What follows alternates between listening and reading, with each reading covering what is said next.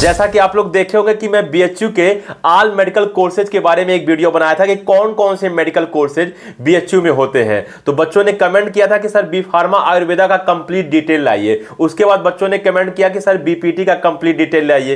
तो मैं B pharma Ayurveda का कंप्लीट डिटेल तो बना ही दिया था, तो मैं सोचा क्यों ना बच्चों के रिक्वेस्ट पे आज बीपीटी का भी कंप्लीट डिटेल बना दूं। तो चलो स्टार्ट करते हैं आज का वीडियो और जानते हैं कि बीपीटी क्या होता है, इसके लिए एलिजिबिलिटी क्राइटेरिया क्या है, इसका एग्जाम क्या होगा, एग्जाम का क्या बोलते हैं फॉर्म कब निकलता है, फॉर्म फी कितनी होगी और लास्ट में जानेंगे इसका कैरियर स्कोप क्या है। तो चलो स्टार्ट करते हैं आज का वीडियो और जानते हैं कि बीएचयू में बीपीटी की जो कोर्स है उसकी पूरी डिटेल। हेलो स्टूडेंट्स, मैं अनुप्राम, मेरे YouTube channel spark up classes पर आप सभी लोग का स्वागत है। तो जैसा कि आप लोग स्टार्टिंग में सुने होंगे कि आज बीपीटी के बारे में चर्चा होगा। इसके पहले कौन कौन से मतलब बीएचयू में कोर्सेज होते हैं, यूजी कोर्स भी और पीजी कोर्स भी मैंने एक ही वीडियो में बताया था। ये वीडियो आपको स्क्रीन पे दिख रहा होगा, इसका लिंक वीडियो के लास्ट में और इस वीडियो के डिस्क्रिप्शन में दे दिया जाएगा। तो आप वहां से देख सकते हो कि कौन कौन सा कोर्स बीएचयू में होता है और किस एग्जाम के थ्रू वो कोर्स होता है, ठीक है ना। खैर बात करें आज बीपीटी पे, क्योंकि बीपीटी भी बीएचयू के अंदर होता है और ये बीपीटी के लिए भी बीएचयू खुद का एग्जाम कराता है, ठीक है ना। बीएचयू पैरामेडिकल एग्जाम्स, जिसमें कि मतलब क्या बोलते हैं, मैं आपको अभी आज बताऊंगा कि इसका एग्जाम डेट क्या है, ठीक है ना, कब क्या बोलते हैं इसका फॉर्म निकलता है, कितनी फीस लगती है फॉर्म की, एलिजिबिलिटी क्राइटेरिया वगैरह सब कुछ इसमें बताया जाएगा, ठीक है ना। लेकिन एक झलक बीपीटी के बारे में जानते हैं कि बीपीटी क्या होता है। आप लोग जानते होंगे कि इसका फुल फॉर्म होता है बैचलर इन फिजियोथेरेपी। जो फिजियोथेरेपिस्ट होते हैं, जो मतलब क्या बोलते हैं, मान लीजिए आपके कहीं कमर में दर्द आ गया किसी पेशेंट के, या किसी के क्या बोलते हैं, ठीक है ना, गले में क्या बोलते हैं कोई खिंचाव है, तो जो फिजियोथेरेपिस्ट होते हैं वो उसको थेरेपी देते हैं, अलग अलग प्रकार के एक्सरसाइज बताते हैं, योगा बताते हैं। तो इससे रिलेटेड जितनी भी क्या बोलते हैं चीजें आती हैं वो बीपीटी के अंतर्गत होता है। जब भी आप किसी हड्डी वाले डॉक्टर के यहां जाओगे हॉस्पिटल में, तो आप जरूर देखोगे कि वहां पे क्या बोलते हैं बीपीटी किया हुआ एक बंदा जरूर होगा। खैर जो भी होता है उनके आगे भी डॉक्टर लगता है, मतलब जो बीपीटी किया रहता है, लेकिन ब्रैकेट में पीटी लगता है, ठीक है ना। तो आपको बात समझ में आ गया होगा कि कहीं भी कोई अगर शारीरिक खिंचाव आ जा रहा है, ठीक है ना,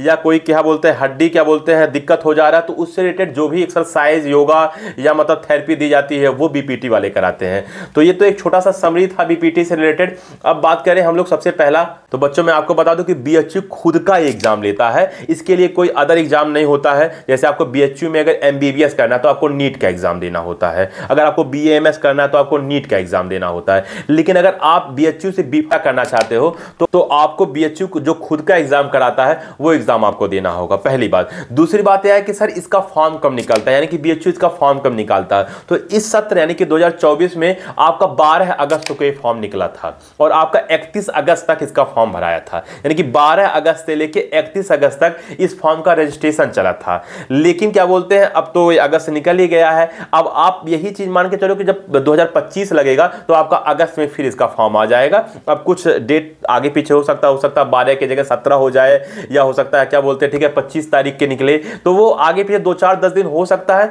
जैसे फॉर्म निकलेगा हम लोग अपडेट जरूर देंगे। तो आप ये मान के चलो कि इसका फॉर्म अगस्त में निकलता है, ठीक। और अगर एग्जाम की बात कर लें तो एग्जाम इसका लगभग 1 महीने बाद होता है, यानी कि अगस्त में अगर इसका फॉर्म निकल रहा है तो आपका इसका एग्जाम होगा, ठीक। तो आप 2025 के अगस्त में जरूर सतर्क रहिएगा और जब भी फॉर्म निकले हम लोग भी अपडेट देंगे और आप लोग भी चेक करते रहिएगा, क्योंकि आपके भविष्य का सवाल है। तो आप ये फॉर्म भर के आप क्या बोलते हैं बीफार्मा आयुर्वेदा का पढ़ाई बिल्कुल कर सकते हो, ठीक है। खैर अब बात करें कि सर फॉर्म का फी कितना होगा, यानी कि फी बच्चा जरूर जानना चाहेंगे, क्योंकि सबके घर में कुछ ना कुछ आर्थिक दिक्कत तो रहती ही है, क्योंकि हम लोग के घर में भी है तो हम लोग जानते हैं इस चीज को। तो अगर फी की हम बात कर लें तो आप अगर जनरल हो या जनरल ईडब्ल्यूएस हो या आप ओबीसी हो तो आपके फॉर्म का फीस 1200 रुपया लगेगा। और अगर आप इसके अलावा अदर कैटेगरी के हो, जैसे एससी हो, एसटी हो, पीडब्ल्यूडी हो, तो आपका जो फॉर्म फीस है वो 900 रुपया लगेगा। तो फॉर्म फी की बात हो गया। अगर बात करें सर कितने साल का कोर्स होता है, इसका ड्यूरेशन क्या है पूरे क्या बोलते हैं कोर्स का, तो आपका 4 साल का ये कोर्स होता है। अगर बात करें कि सर ये एग्जाम ऑनलाइन होता है या ऑफलाइन होता है, तो एग्जाम बेटा ऑफलाइन होता है और इसके सेंटर हर जगह नहीं होता। जो बीएचयू के जितने भी कॉलेज हैं उसी बीएचयू के कॉलेज के अंतर्गत, उसी बीएचयू के कॉलेज में इसके सेंटर जाते हैं। अब आप कहोगे सर बीएचयू तो एक ही कॉलेज होगा, नहीं बेटा, बीएचयू बहुत बड़ा इंस्टीट्यूट है। बीएचयू एक छोटा मोटा संस्था नहीं है, बीएचयू एक फेमस और बहुत बड़ा इंस्टीट्यूट है। इसमें टोटल मतलब मान के चलो 500 से ज्यादा कोर्सेज होते हैं। तो सोचो किसी एक कॉलेज में क्या 500 से ज्यादा क्या बोलते हैं कोर्सों की पढ़ाई हो सकती है, 500 से ज्यादा। तो बीएचयू एक संस्था है और उस बीएचयू के अंतर्गत बीएचयू के बहुत सारे कॉलेज आते हैं। तो आपका जो आईएमएस कॉलेज है है उसमें आपका बी फार्मा का क्या बोलते हैं पढ़ाई किया जाएगा, आप ये जानिए। अगर आप बी फार्मा आयुर्वेदा करते हो तो बीएचयू के आईएमएस वाले संस्था में आपकी पढ़ाई होगा। बात समझ में आया कि नहीं है? तो एग्जाम मोड बताओ क्या आपका ऑफलाइन यानी कि ऑनलाइन नहीं है। सेंटर क्या पूरे इंडिया में होगा? नहीं, बीएचयू के जितने कॉलेज हैं उसी में सेंटर भी जाएगा। और तीसरा बात बताओ कहां आपको बी फार्मा आयुर्वेदा की पढ़ाई होगी? आपका आईएमएस में पढ़ाई होगा। ठीक, तो इतनी बातें आपकी क्लियर हो गई होगी। तो अब बात कर लेते हैं इसकी एलिजिबिलिटी क्राइटेरिया की, क्योंकि बिना एलिजिबिलिटी क्राइटेरिया जाने आप कैसे फॉर्म भरोगे, ठीक है ना। तो एलिजिबिलिटी क्राइटेरिया में सबसे पहले आपका क्लास 12 पास आउट होना चाहिए। बिना क्लास 12 पास आउट किए आप इस फॉर्म को नहीं भर सकते हो। अच्छा, दूसरी बात कर लें कि सर क्लास 12 में सब्जेक्ट क्या होने चाहिए, तो आपका फिजिक्स, केमिस्ट्री, बायोलॉजी और इंग्लिश होना चाहिए। तीसरा बात करें सर क्लास 12 जब पास आउट हो तो हमारा परसेंटेज कितना होना चाहिए, तो अगर आप जनरल हो तो 50% और अगर जनरल के पीडब्ल्यूडी हो तो 45%। और इसके अलावा अगर किसी और कैटेगरी से बिलोंग करते हो, एससी, एसटी या उनके पीडब्ल्यूडी या ईडब्ल्यूएस, तो आपके 40% होना चाहिए। बात समझ में आया कि नहीं आया? तो ये इतनी बातें हो गई। एज लिमिट की बात कर लें तो आपका 17 साल से 25 साल तक अगर आप हो तो आप इसकी फॉर्म भर सकते हो। यानी अगर 17 साल से कम हो तो आप फॉर्म नहीं भर सकते हो, और 25 साल से अगर आप ज्यादा हो तो भी आप फॉर्म नहीं भर सकते हो। 17 साल से 25 साल वाले स्टूडेंट इस फॉर्म को भर सकते हैं। हाँ, एक बात मैं यहां क्लियर कर देता हूं कि जिस वर्ष आप इसका फॉर्म भर रहे हैं, जैसे मान लो 2025 में आप इसका फॉर्म भर रहे हो, अगस्त में निकल रहा है, ठीक है, तो अगर 2025 के अगस्त में आप ये फॉर्म भर रहे हो तो अगर 2025 के आपका 31 दिसंबर तक 17 साल पूरा हो जाता है तो भी आप भर सकते हो। जैसे जब आप फॉर्म भर रहे हो तो हो सकता है आपका मतलब क्या बोलते हैं, ठीक है ना, 16 साल और क्या बोलते हैं आप 8 महीने के या 9 महीने के हुए हो, ठीक है ना। तो लेकिन आप जोड़ लो कि 31 क्या बोलते हैं दिसंबर तक हमारा पूरा का पूरा कंप्लीट हो जा रहा है कि नहीं हो जा रहा है, 17 साल। अगर 31 दिसंबर तक आपका कंप्लीट हो जा रहा है तो आप ये फॉर्म भर सकते हो। बात समझ में आया कि नहीं आया? तो अब बात कर लें कि इसके सर कोर्स की फी कितनी लगती है। तो बेटा आपकी इसके 1 साल का 50,000 रुपया लगता है, लेकिन ये केवल ट्यूशन फीस है। ये मैं इसमें मतलब हॉस्टल फीस, मेस फीस या आपका स्पोर्ट फीस जो भी मतलब जोड़ा जाता है वो सब नहीं है। ये केवल ट्यूशन फीस है, आपका 50,000 रुपया लगेगा 1 साल का। और चूंकि ये कोर्स 4 साल का होता है तो 50 में अगर आप 4 का मल्टीप्लाई करते हो तो 2 लाख रुपया आपके पूरा ट्यूशन फीस आएगा, ठीक है ना। तो 2 लाख रुपए में आप बी फार्मा आयुर्वेदा बीएचयू से कर सकते हो। अब आप जरूर जानना चाहोगे कि सर इसका पेपर पैटर्न क्या है और मार्किंग स्कीम क्या है। तो बेटा मैं आपको बता दूं कि इसके पेपर में आपके 4 सब्जेक्ट आने वाले। वैसे तो मेनली आपके 3 सब्जेक्ट आएगा, फिजिक्स, केमिस्ट्री और बायोलॉजी, लेकिन बायोलॉजी में आपके 2 पार्ट होता है, जूलॉजी और बॉटनी। तो टोटल आपके 4 मान लो, एक आएगा फिजिक्स, केमिस्ट्री और आपका जूलॉजी और बॉटनी, तो ये 4 आएगा। आपका जो सेक्शन ए होगा यानी फिजिक्स होगा इसमें भी 25 क्वेश्चन होगा, और आपका जो केमिस्ट्री होगा इसमें भी 25 होगा, जूलॉजी से भी और बॉटनी से भी, इन सब से भी 25-25 क्वेश्चन होगा। यानी टोटल आपके 100 क्वेश्चन होंगे, ठीक।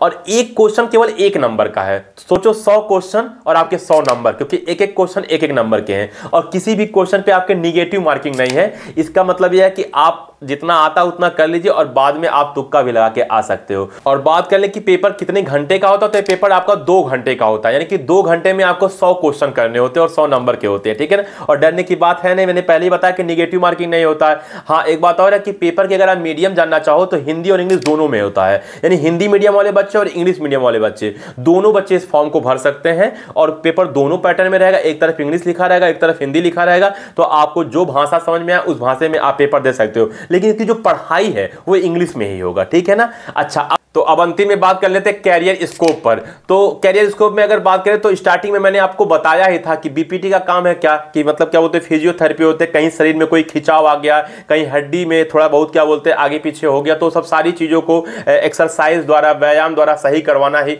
बीपीटी वाले जितने भी क्या बोलते हैं इस कोर्स को किए हैं उनका वर्क है, ठीक है ना। उनके आगे डॉक्टर लगता ही लगता है, और लेकिन सेकंड में पीटी लिखना होता है, मैंने स्टार्टिंग में आपको बताया था। तो सबसे पहले जितने भी गवर्नमेंट हॉस्पिटल हैं उसमें, जैसे मान लो कोई गवर्नमेंट हॉस्पिटल हड्डी का ही है, ठीक है ना, तो उसमें बीपीटी कोर्स जो भी क्या बोलते हैं बंदा किया होता है उसकी जॉब लगती है करीब मान के चलिए क्या बोलते हैं 25,000 से 35,000 तक स्टार्टिंग की सैलरी होती है, ठीक है ना। ये गवर्नमेंट जॉब में भी, और प्राइवेट में भी जो हड्डी वगैरह के हॉस्पिटल्स होते हैं उनमें डॉक्टर के क्या बोलते हैं अंडर में बीपीटी वाले थेरेपिस्ट होते हैं, कि किसी की क्या बोलते हैं हड्डी अगर मान लो टूट गया तो उसको बैठाने का काम, या क्या बोलते हैं सपोज दैट कहीं कोई खिंचाव आ गया कमर में या गले में तो उसको क्या बोलते हैं, ठीक है ना, थेरेपी बताना, उसको व्यायाम करवाना, ये सब उनका काम होता है। और इनकी जो सैलरी होती है प्राइवेट में करीब 15,000 रुपए से लेके 25,000 रुपए तक प्राइवेट सैलरी है। बात समझ में आया कि नहीं है? तो इनका गवर्नमेंट स्कोप भी है, प्राइवेट स्कोप भी है, और वो खुद का एक सेंटर भी खोल सकते हैं, ठीक है ना, फिजियोथेरेपी सेंटर।